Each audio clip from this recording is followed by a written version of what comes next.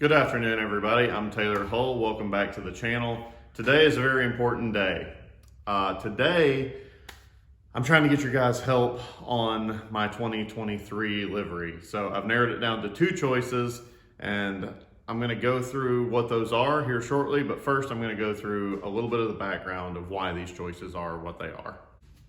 So as you know, over the course of the last few years, I've ran a number of Dale Earnhardt paint schemes and tribute liveries and things like that. And there's a reason for that. Starting in 2020, I ran the traditional black and silver that's synonymous with the Intimidator. That's really from the latter stages of his career. That was the primary livery where he was winning the final championships of his career. And, that's really what people think of as, kind of the Intimidator livery. And I love that scheme. And I considered putting that on the Corvette that's behind me for this year, but we're going to end up going a different route. Now I'll explain why. I'm a Dale Earnhardt fan at heart. Not one of the guys that's Dale, yeah, and do it for Dale, and there's not anything that's wrong with those things at all. I appreciate that people are carrying on his legacy in their own way, doing that. But I grew up watching the Black Three go around. I have a vivid memory of the moment I became a Dale Earnhardt fan. I was born in 1989, so I didn't get to live through the Wrangler days and getting to see the yellow and blue come up through. But when I was growing up watching NASCAR, it was Dale Earnhardt in the silver and black. And that memory that I'm talking about is the 1995 Bristol race. So Terry Labonte's leading, Dale's running second. Dale's right there on his back bumper, but he just can't quite get underneath Terry and coming to the checkered flag, coming through 3 and 4. Dale tries to root Terry out of the way, turns him sideways. Terry crashes coming across the finish line, but he still wins the race. 4-5 car lengths and a slow car right, and Earnhardt is right on his back bumper. Let's see what strategy he pulls. Oh, Labonte is sideways but wins the race, crashes, and he wins anyway. How about that? Dale didn't get that one. Then Daytona 500, 1998. Mike Joy's legendary call, 20 years of trying, 20 years of frustration, and Dale finally won it, 1998. And maybe my favorite memory of Dale is the 1999 Bristol race. There's, it's Dale and Terry again, and Dale's leading, and Terry's right there, and they get to racing, and caution comes out. Terry comes down pit road, puts on 4 tires, comes right back through the pack, gets underneath Dale, coming to the white flag. He gets by him. Dale comes down, and that's where the legendary quote of, "I didn't mean to wreck him, but I did mean to rattle his cage," and he gets in the back of Terry and spins him out. Tony Stewart piles in, Ricky Rudd piles in. Dale goes on to win the race. The boos rain down, but just an iconic moment. This might be deja vu all over again, but in reverse.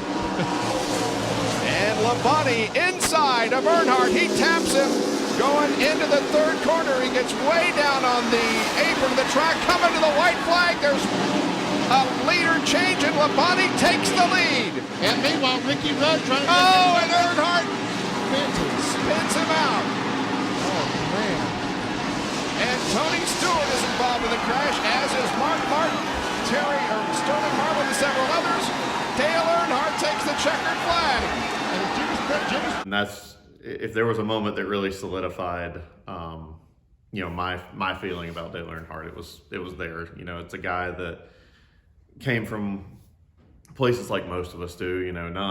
Not being super well off, but he truly earned everything that he got, and all of his success was, kind of with his own 2 hands. And, then February 18th, 2001 happened, and he was killed in the last lap of Daytona 500. And, from that moment on, I was, forever an Earnhardt fan still. And this is just my way of trying to carry on his legacy the best way that I know how. So without further ado, our 2 options are, first, the 1996 Olympic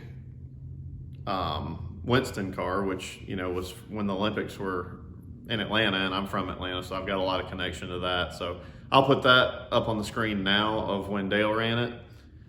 So definitely a very, very cool looking American flag, you know, front to back kind of deal. I know it's been used to some degree in a few different ways, but I haven't seen it in professional drifting, so I think it'd be a neat thing that a lot of fans would resonate with. Really, really like that scheme. And now I'll put up what it would look like on this Corvette we got behind us. So pretty neat, right?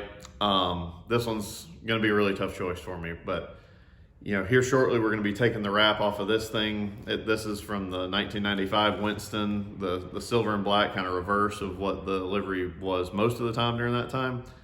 And then we will be rewrapping it. And our second option, you know, I mentioned before I didn't get to see the Wrangler car in person, but you know, that is the front half of what most people associate Dale's career. You know, you have the black and silver on the back half, you have the blue and yellow on the front half. He didn't win his first championship in it, but he did win some, and the Wrangler car is super iconic. So 1984 Wrangler scheme is our second option. I'll put that one up. Definitely, you know, really, really good looking car and something a lot of people associate with Dale. And then finally, what our Corvette would look like, you know, with those colors on it. So Comp has been gracious enough to let us play around with these things. They're going to put the throwback Comp Cams logo on the door, make it look really cool, but I just don't know what I want to do. So you guys help me out. Leave a comment below on which one you think looks better or which one you like better and why. And we'll see what happens. You know, we're going to be, like I say, tearing the wrap off of this thing here shortly. We got a test this coming Friday up at Lanier. So if you are going to be around, come by and say hi and see how testing goes with us. We got some cool announcements coming up, especially like what kind of tires we're going to be on this year. So stay tuned for those. And yeah, definitely let us know which scheme you like better, the blue and yellow or the red, white, and blue. Comment below. If you haven't already, like, comment, subscribe. We'll see you on the next one.